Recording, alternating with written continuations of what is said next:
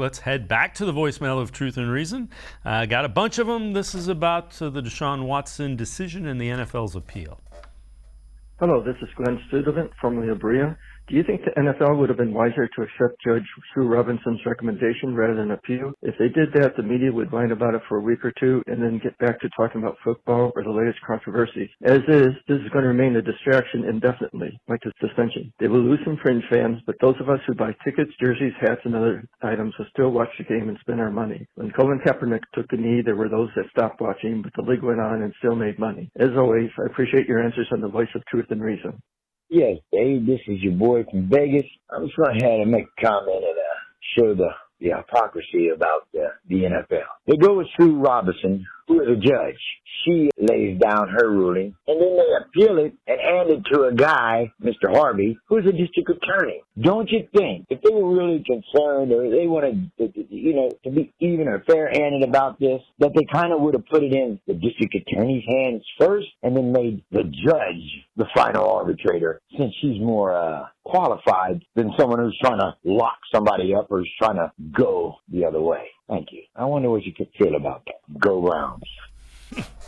There you go, using reason and logic.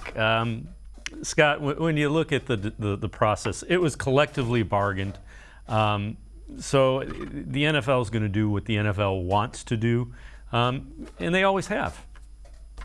Yeah, I mean, that's the bottom line, that the union, the NFLPA, agreed to this, and they got the union got the layer it wanted, right, which was Sue Robinson, the independent arbitrator, disciplinary officer.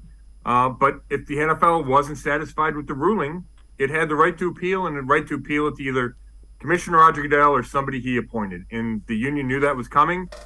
So, I understand the frustration of fans. I do. But this is part of the process. And, when they talk about the PR, it continues to be brought up, and that's not good for the league. I understand that, and I agree with that point.